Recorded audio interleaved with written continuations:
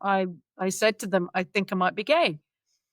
And at the moment, she seemed to be really supportive. It's all fine with me. I don't care, whatever, blah, blah, blah. And so there's this euphoria of like, okay, I've said it out loud and the world hasn't come crashing down and so forth. So there's this moment of thinking, okay, it's going to be all right. But it was next day, get up, get dressed, get downstairs, you're under arrest. So what she'd actually done. Under arrest?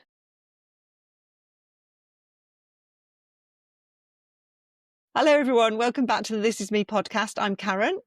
And I'm Ellie. And today we have Emma joining us. Emma, whose story is one of rejection to inclusion from 1983, being ditched by the Royal Navy, to 2025, singing for the King and everything in between, who is using her voice now to enable other veterans to have their voices. So, Emma, thank you very much for taking the time out of your day to come and talk to us. To kick us off, why don't you tell us a bit about yourself and how you got to where you are today? So it's kind of a big journey, as you can tell by the introduction that you very kindly given me. So I would start by going right back to the beginning of me at a little 13, 14-year-old, very bullied kid who wanted to obviously find something to do with their lives. And I also wanted to find somewhere I could belong. So when the army came to our school and they were doing like a recruitment thing and all that was going on, I had a chat with them and I thought, this is an interesting idea, serving your country. But I didn't really think the army was going to be for me. So because my family had always sailed and I always loved the water, I investigated the Royal Navy. So at that point, my path was set. That was what I was going to do. So I worked my way towards that through school, still being bullied all the way through. I did my A-levels, which I spectacularly failed because I only did them to make sure I had enough time before I could join the Royal Navy. And just after my 18th birthday in July of 1990, I joined the Wrens, as was then. And I was in the last class of women to be trained separately from the men because at the time they were integrating the women with the men. And then I volunteered for sea training immediately. And went off and did my training as a radio operator, which is what my job was going to be, in HMS Mercury. And I was the class leader of the first ever mixed sex class for radio operators. So everything's going brilliantly. I'm really good at the training, loving what I'm doing. And I'm one of the first women to be drafted for my first draft to HMS Cornwall, which is a Type 22 Batch 3 frigate. So a nice size ship, not small, not too big. And I basically, on the surface was living the exact adventure that I wanted to. I went to sea. We went to Scandinavia, Europe. We even did West Indies guard ships. So I got to go to places like the Caribbean, America, Canada, really adventurous stuff. And I was loving what I was doing and loving that that sort of camaraderie that you would get, or at least I should have been.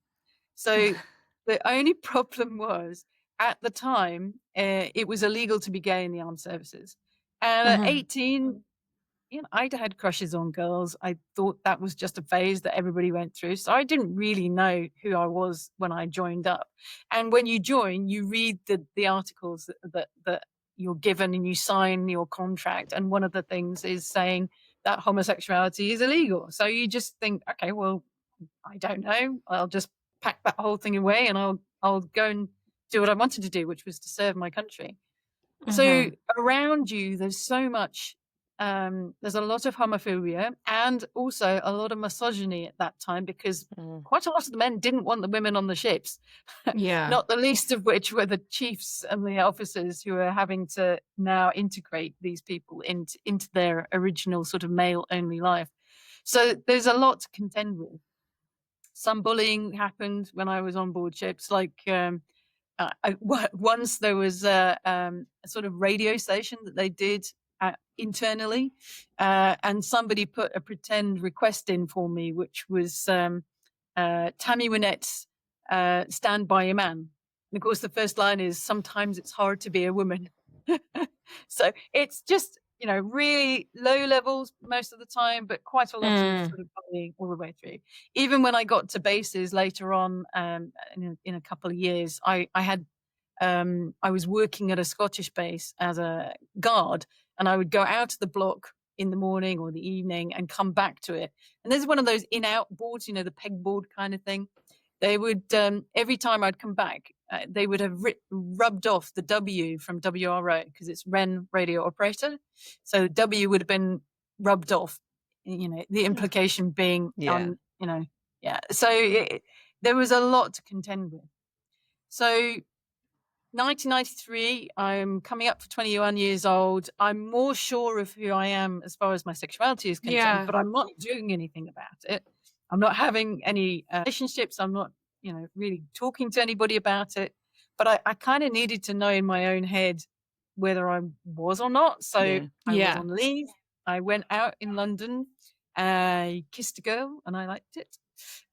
So in my own head, I thought, okay, so that probably is what I am. I still don't have any relationship or anything like that to actually properly confirm it, but I think I'm probably gay. At the same time, my father, who was 65 at the time, was having a lot of problems health-wise. He had a quadruple bypass operation, which they had to reopen him up a second time to recauterize Wrens. It wasn't going very well. So there was a lot of worry from a family perspective. And then there's all this internal mental pressure of keeping this potential secret hidden from everybody. So at the time I was serving at HMS Faslane, which is in Scotland, where they have submarines. I was working in a communication centre there. And, you live in a women's block and you live in a room that's got 2 or more people in it. So I went out for a drink one evening with the person that I was sharing a room with, who I thought was my friend. And I had so much pressure in me that I said to them, I think I might be gay. And at the moment, she seemed to be really supportive. It's all fine with me. I don't care, whatever, blah, blah, blah.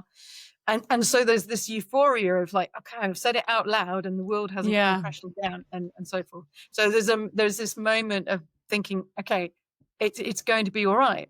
But it was next day, get up, get dressed, get downstairs, you're under arrest. So what she'd actually done. Under arrest? Yes, they arrested me. So she'd gone and snitched?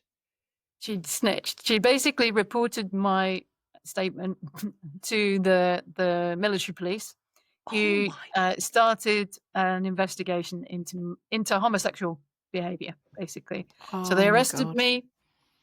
They took me from the room and I did as I was told. I went downstairs dressed and they took me away and interrogated me for 2, 3, 4 hours. I can't recall exactly how long. And it's a proper police interview. You've got 2 people interviewing you. I had a chief wren who was supposed to be there as my support, and I'll come back to her in a minute. And it's cautions and tape recorded interviews, and they are relentless in their questions, and it's extremely upsetting. They can be really intrusive. I just can't understand what they were asking for 2 to 3 hours. I wish I could tell you the questions I got asked. It's weird, isn't it? It's for 2 to 3 hours. It's scandalous. We'll come to some of the questions later when I talk about what I'm doing now. But suffice to say, it was extremely unpleasant. And what happened was I got really upset, unsurprisingly. Yeah. So they said, "Okay, let's have a break." They paused the tape, and they go out of the room, and the chief wren is there, and she said something along the lines, asked, "Is there anything else?" And at some point during that conversation, I must have said something about my little trip into London to discover. The moment that the tape was switched back on, she basically said what I told her. And so at that moment, you know that you are totally alone. This person who's supposed to be there to support you is not there to support you. They're there to make sure that the SIB, the Special Investigation Branch, get as much evidence as possible to actually incriminate you. So 2, 3, 4 hours, however long it was. At that point, they then took me back up into the block and stood me outside the room that I shared with this person and said they were going to search all my belongings. They're going to go through everything. So before they went in, one of the questions that they asked me was, do you have any electrical equipment? Meaning, yes, you obviously understand what they mean, right? We can laugh about it now, but it was humiliating at the time. And it's just really there to Yeah. put I you was on the back just foot. thinking, as you were saying that, it's like, and it's a horrible situation for anyone to be in. But this has come off you, off the back of you.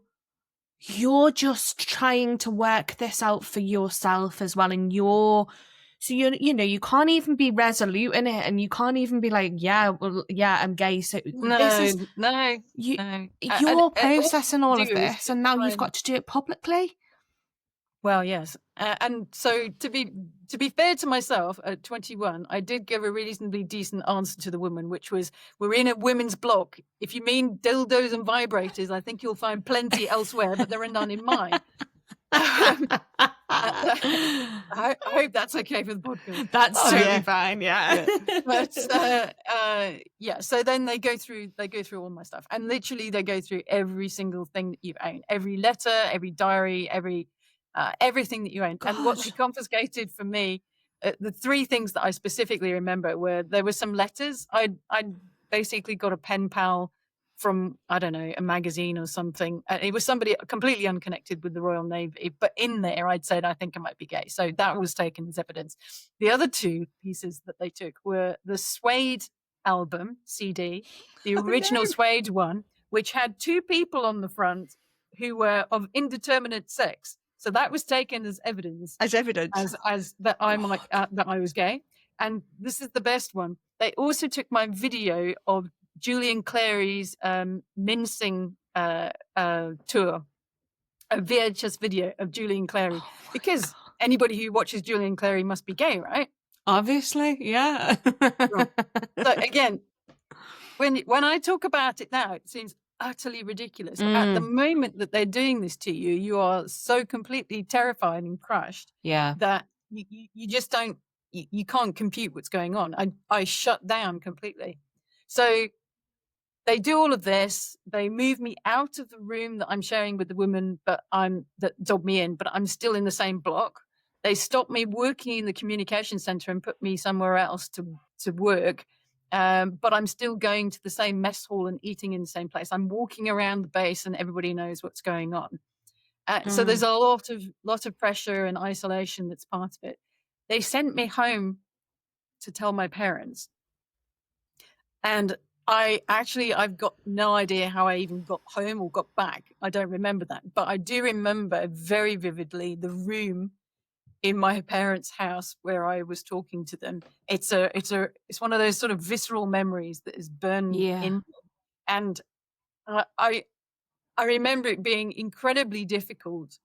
And I asked my mum about it, a couple of years ago, and she said it took me about 5 or 6 hours to stop crying long enough to actually tell them what the problem was. Oh my God. But I mean, I'm forever thankful that my parents are those 2 people, because they were supportive and they were completely, comforting me and with me the whole way through. And it was such a horrible thing to have to do, not only to come out as gay, but also to then say to them, people who were so incredibly proud of my service and all of that I've achieved, and I had to tell them that I was being thrown out of this in disgrace.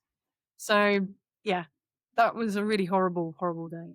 So I go back up and I'm, waiting, I don't know, 3-6 weeks. I can't remember how long I was actually waiting around. And eventually they bring you up to captain's table and you're told that you are discharged shore. Service is no longer required. You've got sort of 48 hours to leave the base. Hand all your kit in and away you go. That's it. No help. No support afterwards, nothing, terminal grants. Generally, I didn't get one. So nothing, I had no idea what I was going to do next. And I went home, my parents collected me And they said that the security people on the gates were incredibly dismissive. So they just want to slam the gate on the back of you and say goodbye. And then that's it. I'm back at my parents'. I've lost my job, my social life, what friends I had, my future, my purpose. I literally have absolutely no idea who I am or what I'm going to do with myself for the rest of my life, because I was Royal Navy, and that is what I wanted to do, serve my country. So I spent, I don't know, 5-6 weeks at my parents' just trying to get myself together. And then did you have any like we would have mental health help now, or counselling? How did you? No. Because you won't have had anything, will you? Nothing. No, You'd have literally nothing. You're having to Nothing, work. no. So I think Ali's right. You hadn't really decided or thought through who your identity was anyway. And then the big part of you, which was who I am, where I belong, that was taken out from you as well. Completely, So yes. on many layers, you were. I'm using the word identity crisis in its purest form. You must have been dealing with some really big stuff. I mean, that's huge. It's literally Huge. You have to read your entire map of the world. Your entire life is gone. Full stop. Nothing left for it, and there's no way back to it. You don't know who you are, what you're going to do. But so I'm lucky that I have my parents' support, and that I had enough resilience to be able to start my own turnaround, because having spoken to and seen many stories of veterans, now I can tell you that many of us took either much longer than I did or never managed to recover from what happened to them. So I basically spent 5-6 weeks at home, and then I thought, well, I need to work. So you look at the skills that you've learned, and you go, well, I can shoot an SA-80 gun, not terribly useful in civilian life. But actually, the one thing that was really helpful was that as a radio operator, we got taught how to touch type.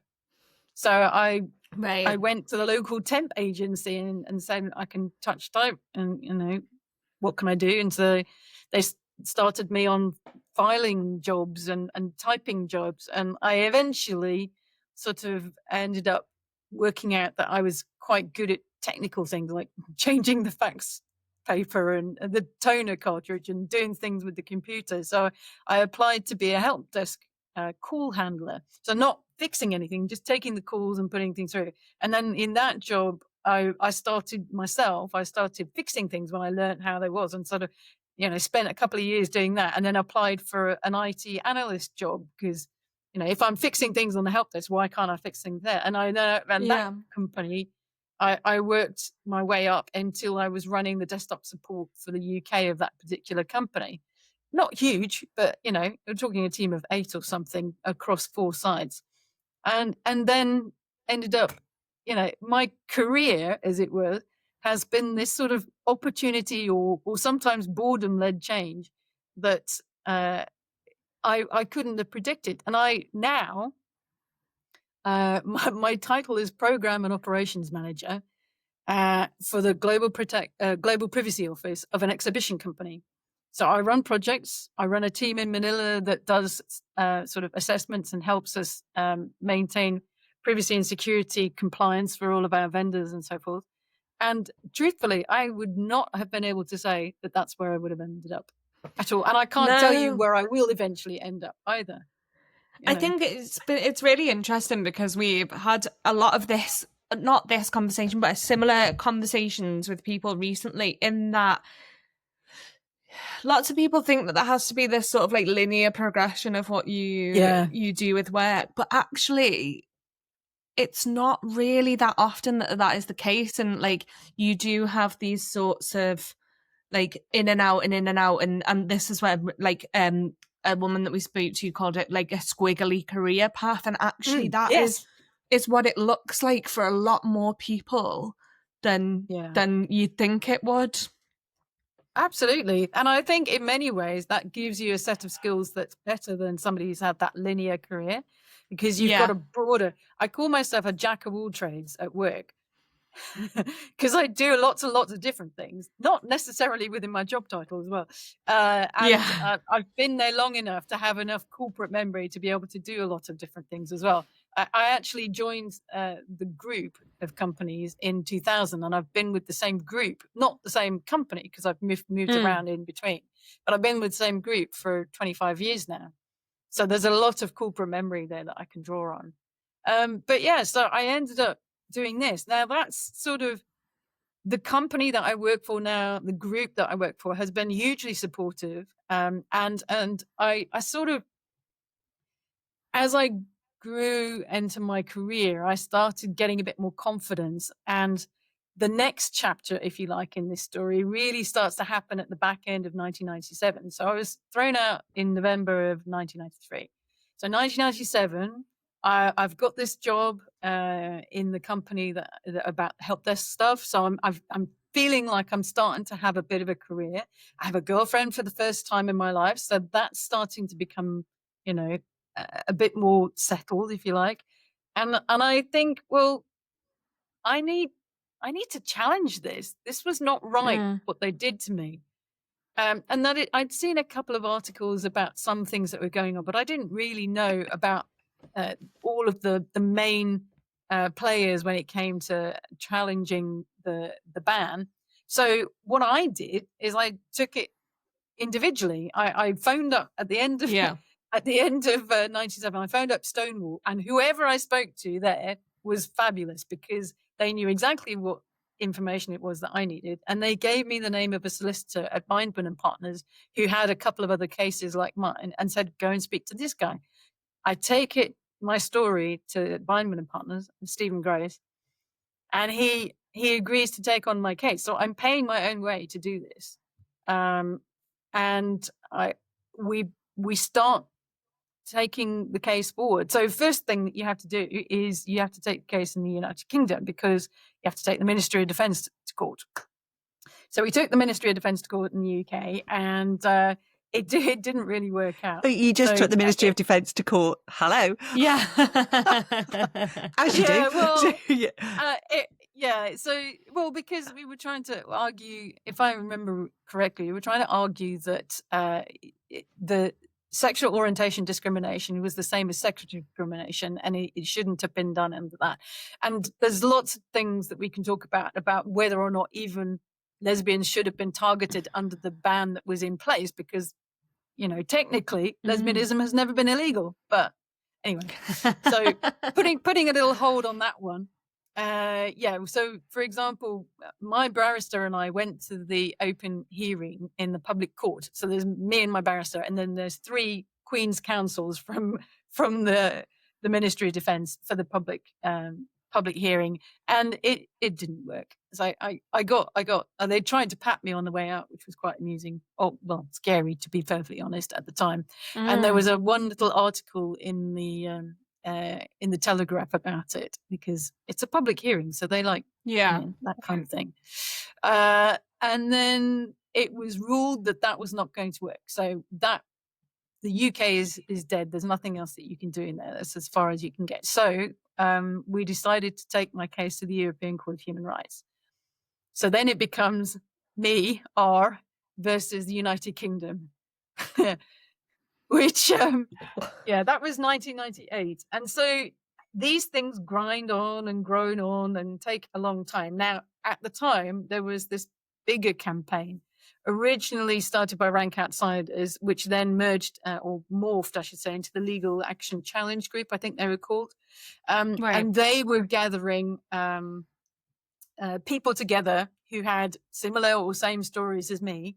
And they found 4 headline cases that they were championing, first through the UK courts, the same as I'd done, and then through the European Court of Human Rights. So they were ahead of me. And there was my independent case and a few others that were going through as well, which kind of helped lend weight to the question that was being asked to the European Court of Human Rights by these 4 test cases.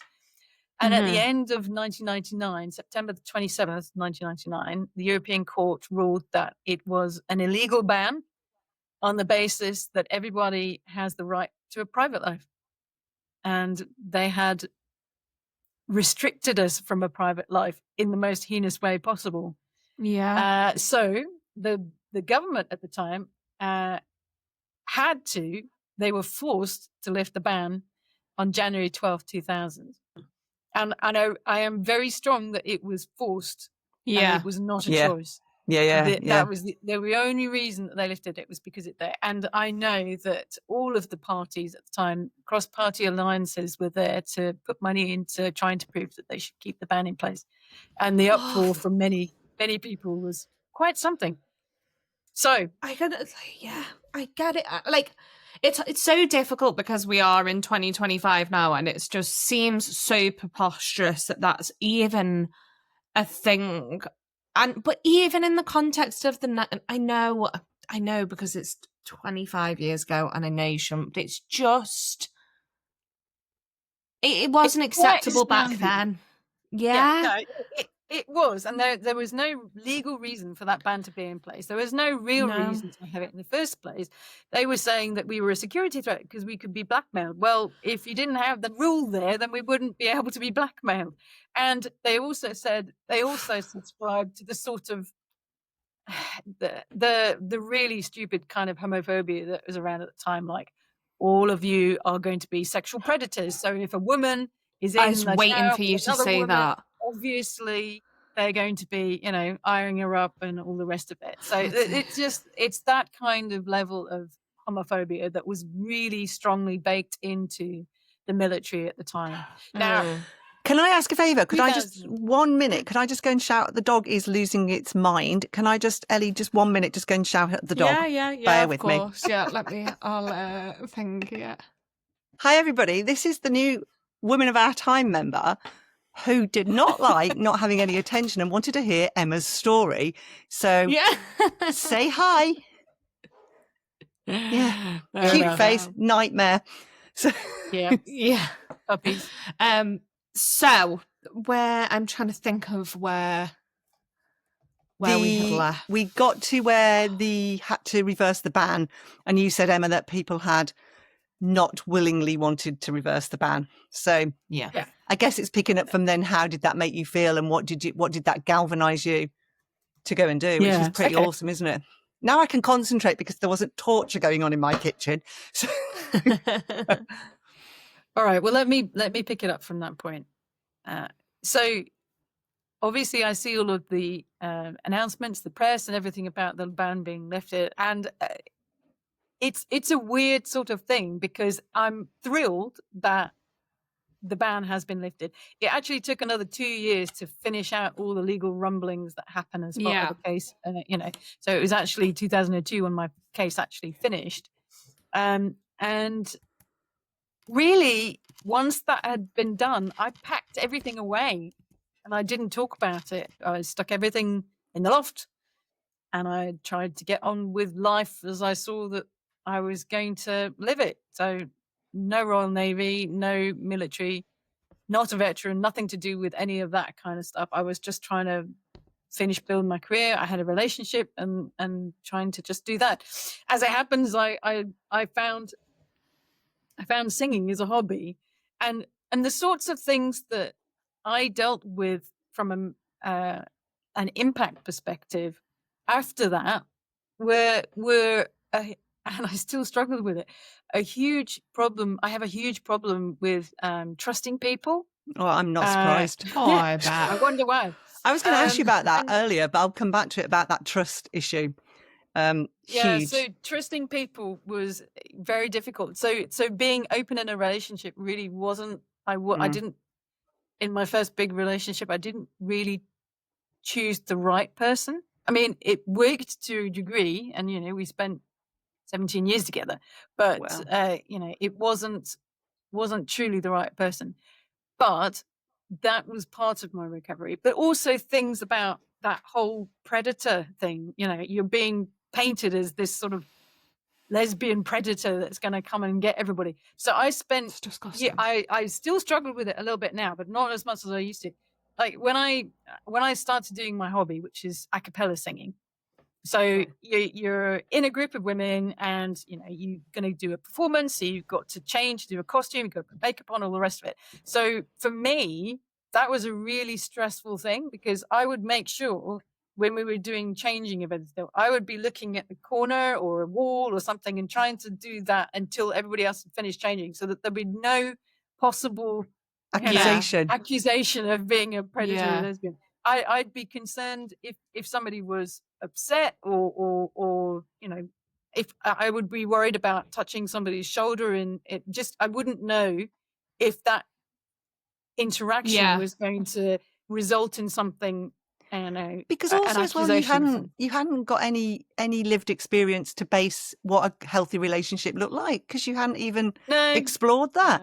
So you had no frame of reference at all, did you? Other than this accusation other about than predatory. lesbianism is bad. Yeah, like basically, yes, yeah. So the group that I joined, the singing group that I joined, it took a while, but those people and being in that group, it helped me to become less worried about that. So I joined one group in 2002, and I really enjoyed my time with them. But in 2009, three others and we decided we wanted to create our own vocal group and started one of our own. And that was really the next sort of step in healing. All of that time, I'd started doing jobs for the chorus in management. I started doing jobs for the region, the group of groups, if you like, that we belong to, like doing events coordinator, putting on a convention with 1,000 people to have a competition. I started having responsibility and getting people knew that I was gay, but that wasn't a problem in this scenario. And so having that social interaction and the responsibility and respect that those roles gave to me started healing me in that way. So how did you know you were healing? How did you know internally? I couldn't have said until much later. Oh, right. Just interesting, isn't it? Like to say I knew I was healing, but it's really hard to know you're healing when you're in it, isn't it? Do you know? It definitely was at the time. It's definitely more now. I've had a good bit of counselling, and I've had various other experiences to come at me. So all of this is going on. I'm sort of gradually, and then eventually, come sort of 2014. My choir were out in America competing, and it was a brilliant contest, a really amazing thing. But there was something that happened out there, which meant that me as a chorus leader had to deal with it. And it was a very distressing time for a particular person. Something happened to them. I don't want to go into particular details. That's fine. But I had to deal with that in something that I'd never had come face to face with before. And then I had to try and explain it to chorus members who wanted to know all the details, but we couldn't, because it was something that was confidential for them. So there was a lot of stuff flying around. I got an accusation of predatory lesbianism at that point because somebody was jealous of things. So it all just blew up. I came back home and I told my then wife, and she basically said, well, why do you let that silliness affect you? So I've just got stonewalled on everything. That'll be an absolute flashback to that 2 to 3 hour, 4 hour interrogation when, it's such flashbacks. That's really tough. It wasn't. It's really tough. So at the end of 2014, basically my marriage started to fall apart. And I in the beginning of 2015, started counseling for the first time in my life, just to try and work out, because I'm very much duty oriented. So there's a lot of the time, there's a distinct problem between desire, what I want to do, what I'd like to do, and what I feel is the right thing to do, what I should be doing. And in almost every time, it's going to be the duty part that's going to win over. So I had a duty to my marriage, but I had to go through the counseling process to sort of actually allow myself to understand that potentially wasn't the right space for me to be. Yeah. So that was 2015 was all about that. But at the same time, I start seeing a few more things around veterans. And 2016, my marriage is gone, and I move into my new house with the person who is now my wife. And I definitely credit her with properly bringing me into full life, as far as being able to be vulnerable and loved and all of that. But in 2016, I start becoming a bit more talkative about things. I get asked, her daughter asked me to go and speak at her school, her secondary school, about what had happened to me. And this is the first time I've ever really spoken about it in public. So I go and do this 25-minute presentation to a bunch of hormonal teenagers, which was They're a tough crowd. They're a tough crowd. But and here's the thing: something I always talk about is the power of visibility. You never know what you're doing, how something you're doing will affect. Because I did that talk, and then I think it was 3 months or even a year later, we happened to see the mum of one of the kids who was in the audience at the time, and she said, "You know what? My kid came back talking all about this amazing talk that they'd had, how inspiring it was that this person had taken the fight to." And you just think, how would I have known? Yeah. I would never know that sort of thing has an effect. So I got contacted by a guy called Paul Johnson, who is a professor I think he was in York University at the time. He was writing a book about cases that have been taken, either sex or sexual orientation cases that have been taken to the European Court of Human Rights. And he had a chapter about any military cases in that space. And he was looking for a person to tell their story. It was an oral history that was then transformed into a book. So he contacted me, although he did have to go through a bit of an existential crisis to get to it, because my case in the European Court is R versus United Kingdom. So I'm anonymized, and I'd deliberately done that so that my parents didn't have to have anything to worry about if anything came out of it. And I'd made that choice at the time, but that meant that in theory he couldn't get in contact with me. However, he had spoken to somebody who was also going through the same solicitor. So he'd seen my details in that person's, right? So he has this existential crisis going, oh, well, they said they wanted to be anonymous, but I really want to talk to her, and I think that's going to be great. So he asked his ethics people, he asked his friends, and eventually he told me he had a dream where when he spoke to me, I said, the only regret I have about doing it is that I went anonymous, which is absolutely true. So he contacted me. Yeah. And we had a conversation, and that was the first time I'd sort of from start to finish told my story up to that point. And that was quite a significant moment for me. From there, just generally, I've gradually sort of talked a little bit more and a little bit more. I was, the next big one would have been, I was asked to be on BBC Breakfast on the 20th anniversary of the lifting of the ban. So 2020. And I went up there, and there was another guy who was going to be on the sofa at the same time as me. And, you chit chat in the green room, and we work out that not only is he in the same service as me, but he was on the same ship at me at the same time. No. So he was one of my officers. And that guy turned out to be Craig Jones, who has just started a charity called Fighting with Pride. Wow. Who now, over the next sort of 5 years, led an incredible campaign to get the government to recognize and help all of these LGBT veterans who had been so heinously treated under the ban. Because when you spoke and when you found out you were on the same ship, how did that make you feel, like inwardly? Did it make you feel like, or how did it make you feel? Because that's so spooky, isn't it? It was really strange. Yeah, really spooky. I didn't particularly remember him, but he remembered me. Well, I've got red hair. I'm kind of quite recognizable, so I'm not surprised. And there would only have been like 20 women on board that ship or something like that, 25 maybe. So, he would remember me. But he turned out to be really pivotal. And this campaign from Fighting with Pride to be able to reach out and bring LGBT serving personnel who were thrown out under the ban or just impacted by the ban, because not everybody was thrown out, back into the veteran family has been astoundingly successful. Yeah, it's amazing. Over this last sort of, so 2020 was when I spoke to him, and he just published Fighting with Pride, the first book. And you get that momentum, and he campaigned with Caroline Page of the RAF, and they both managed to get the government to set up and run an independent review into the treatment of LGBT veterans, which was run by Lord Etherton, who is sadly missed. He unfortunately died this year.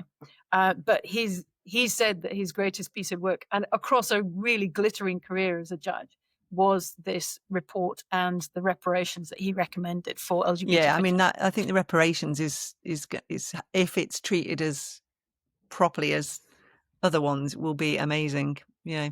Well, there's lots. Sorry, I was just going to ramble on because it's not, you haven't lost your job or lost your career, or you have. Do you know what I mean? But it's that element. It's this psychologically what you've done. You spent the next 15 years questioning whether you were looking in the right direction when, like, Absolutely. are you joking? Like, Yeah, and just it's it infuriating. comes down to even just basic imposter syndrome. I will never believe that I'm good enough for the role that I'm doing. Yeah, it lasts with you forever, doesn't it? Like, you have little tiny scars, don't you? Like they're there, even though you work really hard to get rid of them. We a lady called Lisa came on our podcast. She's a hypnotherapist, and she's started to do some really interesting work. I can't remember the lady's name, who's the famous lady that does it, but who are working with veterans about whether hypnotherapy can deal with some of the scars that are so deep that you don't really want to talk about them. And I think it's lovely that people are starting to talk about it, and but actually that's for us, but for someone that's been in it must be really tough. It's a double-edged sword. So Yeah. there's lots of things. So out of those recommendations, there's, number one on it was the apology from the Prime Minister. Now, on 19th of July 2023, Prime Minister Rishi Sunak read a statement of apology on behalf of the British state. And I was lucky enough to be one of only 2 veterans actually sitting in the House of Commons, looking down on in Rishi his eyes Sunak as he made that apology. Yeah. And then some other question got answered, and then Sir Keir Starmer apologised from his statement. Although I do slightly beef with Labour, who always say, "Oh, hey, we lifted the ban," and I'm thinking, you only did so because we told the European Court what you were doing. But either way, they both made those apologies, and that was a hugely significant moment from to have that. Can I ask you a question? Because you see, as an outsider, you see the apologies being made, and you never really realise if it resonates with the people they're apologising to. It's really interesting to say that actually that apology was really powerful. Do you know what I mean? Like, sometimes you get an apology and you think, really? Yeah, and if you asked 100 or 1,000 veterans who are in my situation, some of them would say that's one of the most significant things that would happen, and some of them, myself included, I felt it was the right thing to happen, but it felt to me perfunctory. Yeah, even though that's a good word. I was trying to think of a word, but I agree that's a good word. Yeah. I must do this. I'm pretty sure that he wrote it himself. That's as I understand it. So in theory, it should have been, it is a true apology on behalf of the state. Now, later in that same day, Ben Wallace, who is the Defence Secretary at the time, he had 45 minutes to read his own statement about the lifting of the ban, about the apology, and about everything that he understood it to be. And his one was full of emotion, vulnerability, I can imagine that. and actually acceptance that as an officer he would have been part of the problem at the time. And he described his journey of understanding, and up until the point where Sir Crispin Blunt, who was one of the first gay MPs to come out, his understanding and relationship with Sir Crispin made him understand more about what that was actually meaningful. So that was really meaningful to me from an emotional perspective. From a significant perspective, then that was definitely one of the I understand things. that. Yeah. And then there's lots of other things that people can apply for now, and restoration of berets, and an apology from your service chief, the Etherton ribbon, which is the ribbon that's available to anybody who was impacted under the ban, regardless of whether they were discharged or not. And it's actually, they took a lot of care in designing it. It has the Veterans Medal in the center, and it represents the colors of all of the 3 main services around it. So the Army, the Navy, and the the RAF, and then one sort of part of the ribbon is the Pride colours. So it's a nice Thought thing, through. and it's frankly it's Does- the only does that mean- middle-ish thing I'll ever get. Yeah. Does that mean that the people who were part of your hideous situation, like the Chief Wren and the people there, do they have to apologise, or what's their accountability in all of this? They have no accountability. Yeah. So one of the problems... So one I'm of the with you on this already. One of the problems... Yeah. So one of the problems is that there is no accountability. We are way Yeah. beyond Yeah, I statute of thought that. limitations for much of this thing. However, there are some things that can be reported and potentially done something about, and that really is around sexual assault and that area. So intrusive, unnecessary, sexually assaulting medical Yeah, yeah. examinations, of which there were some. Yeah, there was a few, wasn't Or there? sexual assaults on women and men that could still be reported, but investigators who went far beyond the legal Yeah.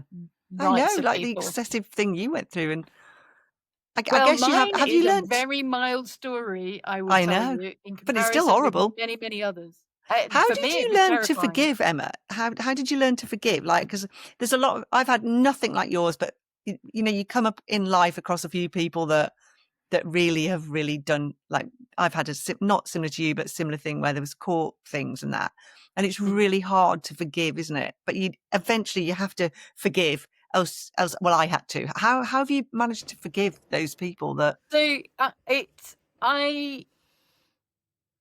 So for the SIB people and the Chief Wren, I have to say to myself, they were doing the job that they thought was right at the time.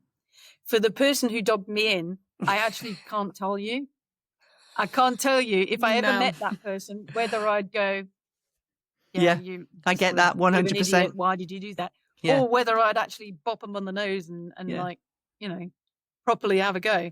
I can't tell you. No, I get I that. would actually love to know if that person, you know, would even talk to me. I've no idea. Maybe If you they've want seen me on to carry television, your resentment for you in regards to that person, I'm happy to. I'm really happy to. I will carry resentment for that person for you. It's really difficult. The culture at the time was one of you either report people that you find or you are accused of it yourself. There's so many things that are so wrong about it. Like many of the SIB people who were investigating were themselves gay and they were covering over, or they might. I know because as we come on to what I'm doing now, I've seen the evidence that tells you some of the really horrible things. So 2020. I'm on the BBC Breakfast and I start in this, and then 2023 I'm there for the Prime Minister's apology, and over the last 2 years, basically it's been the last sort of pieces of the reparations have been getting the government to start the financial reparations, and it's great. It is great that there is an acknowledgement in a financial way that what was done to people was not correct, was in fact illegal. There are big limits on it.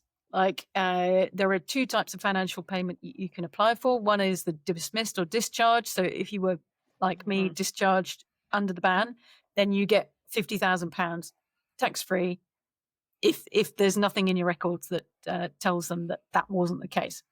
There is also an extra amount that they were able to get the government to agree to, which is a sort of an impact payment.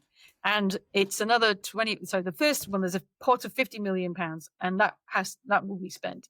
There's a £25 million top up, which is for this impact payment, and people can apply for it alongside or instead of the dismissed payment. But it's only up to £20,000, and that covers everything from basic cultural issues of not being able to be yourself. So you couldn't have a relationship. You can't put a price on it, can you? Like £20,000 is like, it's because it's also like what they stopped people doing. Like it's like, what did that do that stopped people from being who they should have been, or you know, like all that future stuff. it's so Oh, hard.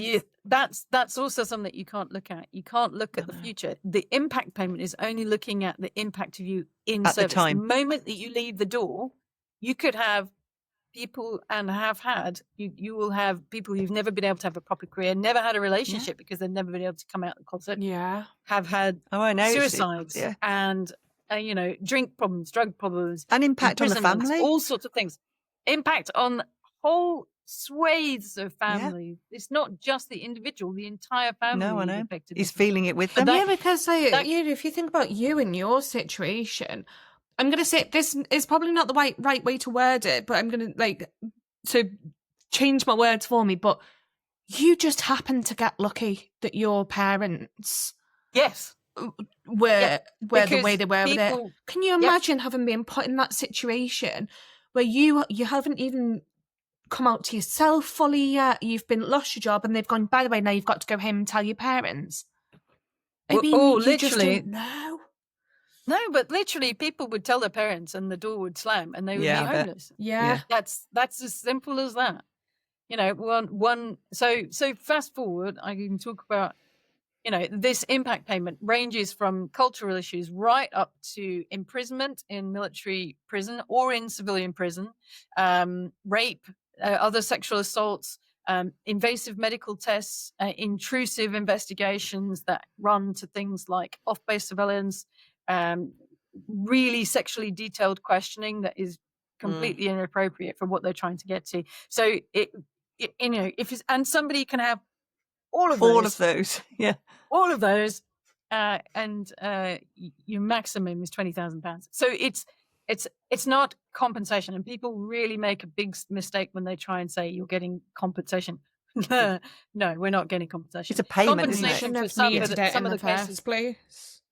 Compensation would run into the millions. It really would, at least in the six-figure sums for quite a majority of the things that I've seen. Now, it's only open, these schemes are only open for a certain length of time. So the financial reparation was opened in December the 13th, I think it was, last year. And the ability to apply for it will close December the 12th, 2026. So one of the reasons I want to get my story out there is to hope that somebody new will hear about these reparations that are available for them and apply to them and try and get what's due to them as an acknowledgement of the damage that was done in the name of the state. And just to talk about the sorts of things that I do now, I got asked earlier this year to be on the independent panel that reviews these cases and has to decide how much in that sliding scale each person gets. So I have my own traumas to deal with, but I now read extremely traumatic stuff, and it can be extremely difficult to read. Everything from cases. Some of them are as benign as they couldn't live to be themselves, and so they left. And some of them are literally what I described.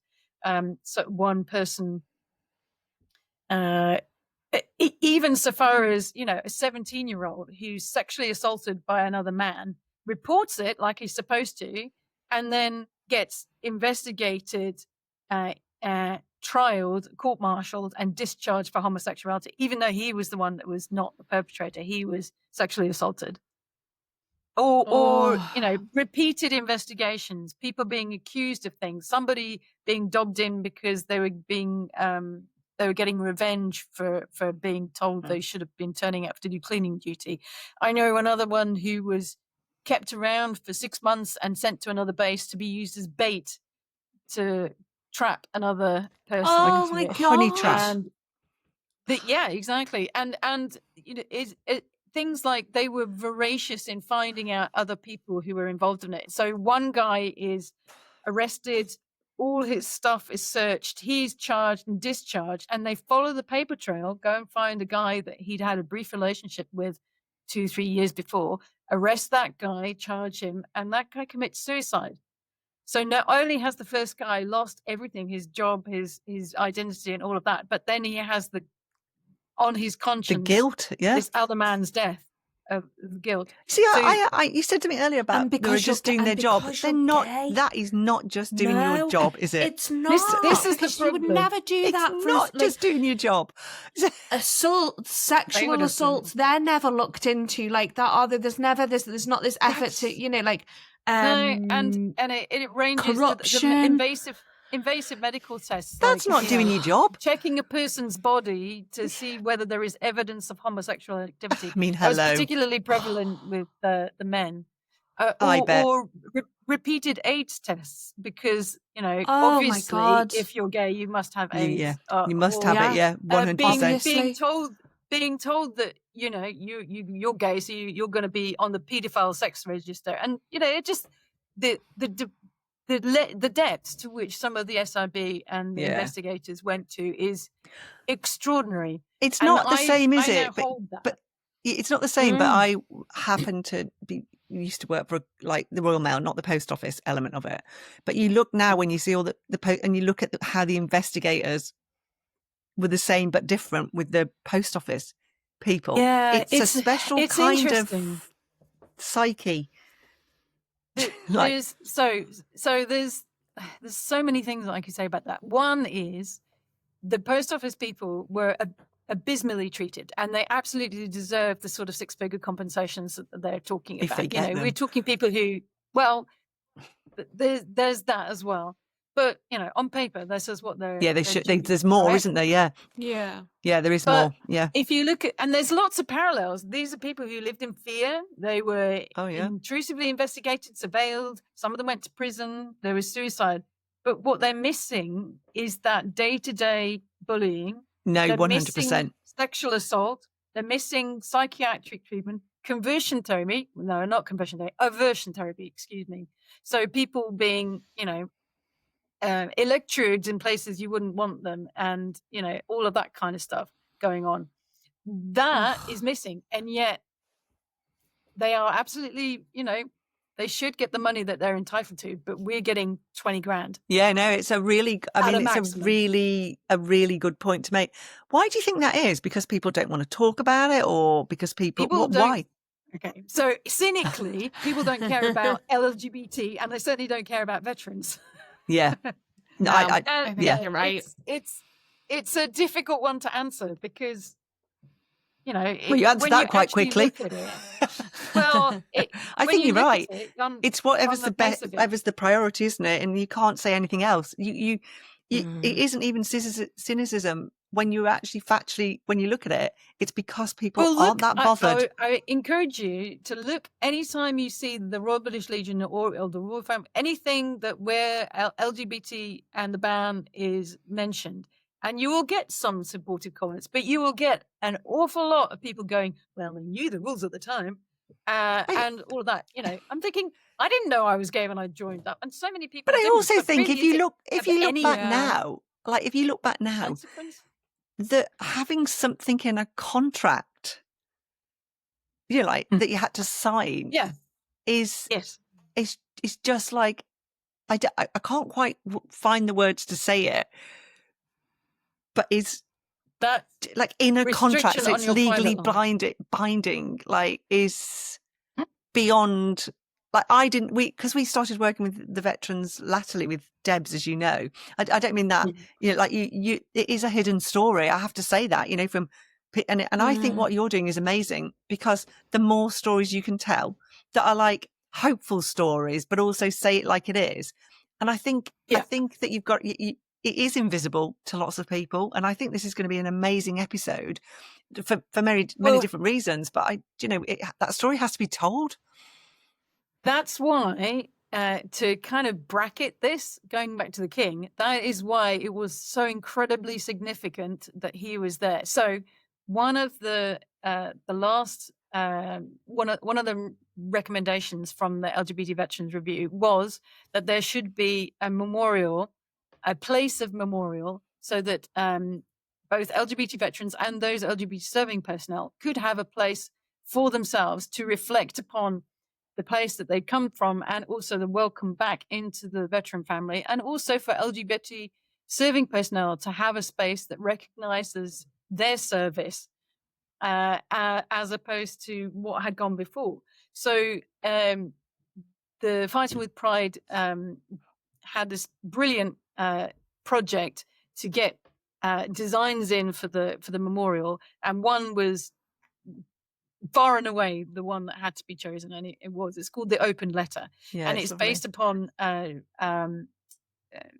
words from the veterans themselves and from serving personnel that talk about the pain and suffering, the sort of segregation and isolation that's part of it, but also pride and solidarity and so forth. So bringing all of these things together into a form of a crumpled letter, a love letter that's been thrown away or tried to be disposed of, or that's been taken out of a bin and used as evidence against you, that love has been used against you.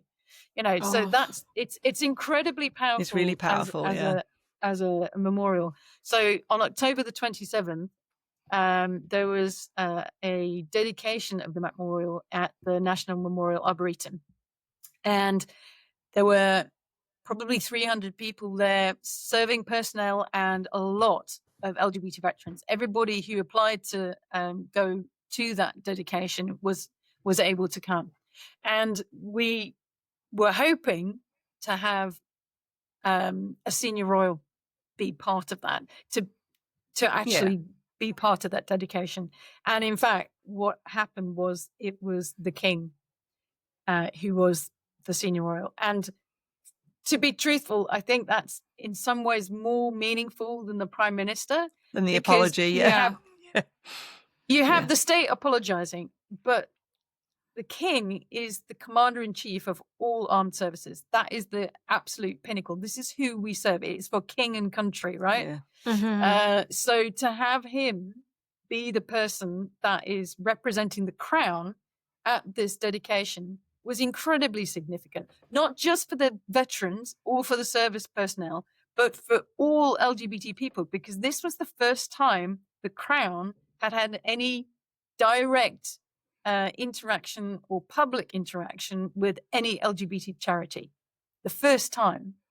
So this is a really huge deal for the community, and particularly for veterans. And so that then means that there was national press and international there was loads press. of coverage. So there was lots of coverage, which is fantastic. And that means that more and more veterans, I think from Fighting with Pride's perspective, they had triple the amount of people getting in contact than they would normally do on a month-by-month basis because of all that coverage. Good. And to finish the story, if you like, I sing, as I told you earlier in the podcast, and I sing in a quartet with my wife and two friends of mine from the choir.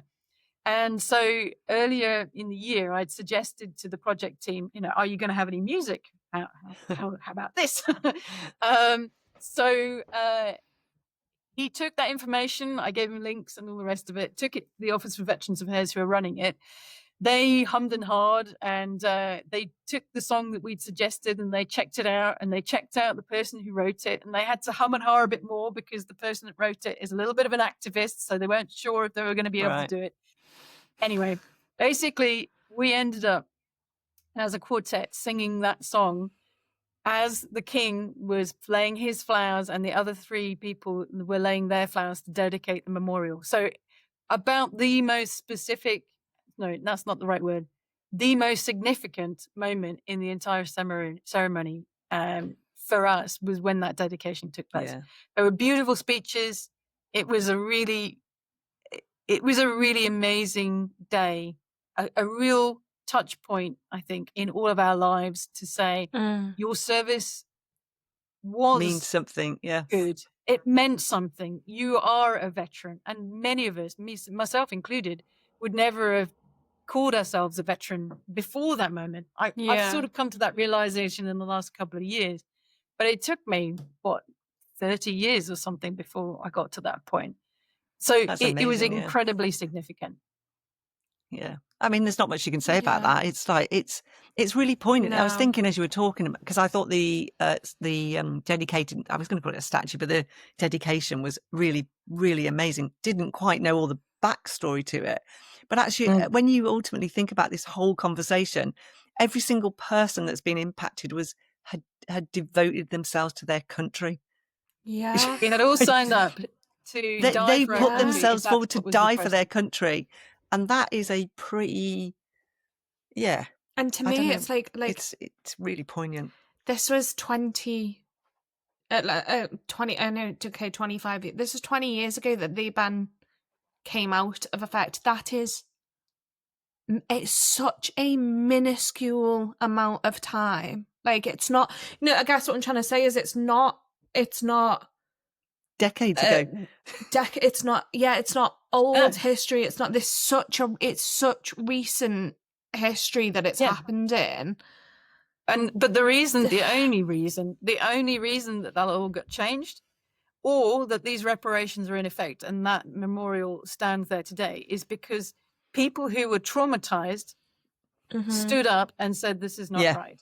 No, I think we started before we came on the podcast, didn't we, about how one of our reasons was about storytelling, and stories can change things. And this is just a perfect example of how bureaucracy, legal stuff, like, like white papers, committees, like all of that don't change things. Stories that talk about impact and inspire and make you feel crap really about how it all went on, like in our lovely oblivious world. I just think is really powerful, Emma. It's so powerful. And I think it gives you hope, doesn't it, that if you can get enough people to have their story to change some of the awful things that are going on. It's amazing, honestly. Thanks for sharing it. It's amazing. I also say, so occasionally I volunteer for diversity role models who do workshops for kids in schools about trying to end LGBT bullying. And I have 5 minutes to tell my story that I've done in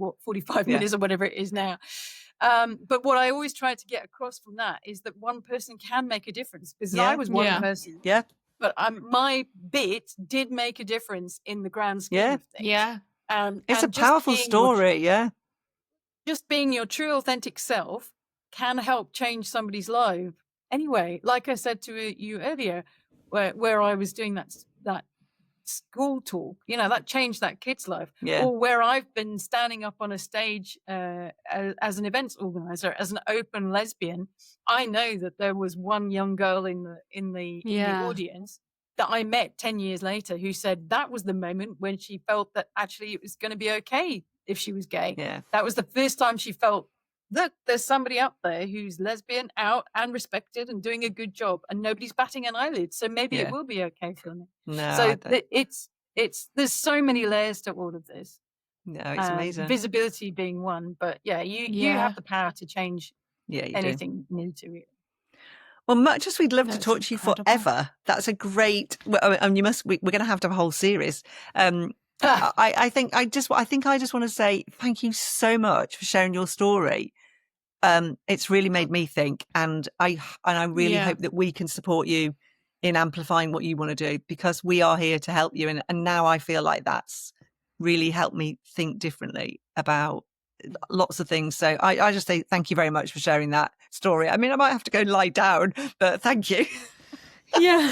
Well, thank you for allowing me to speak about it. It's important to get the message out as much as possible. It is. It's a really important story to be told, and we've done a couple of podcasts now with ex-veterans, and it's not the same story, but it's similar enough, which means it's a story that needs to be heard and told, and it's similar enough experiences across everyone's that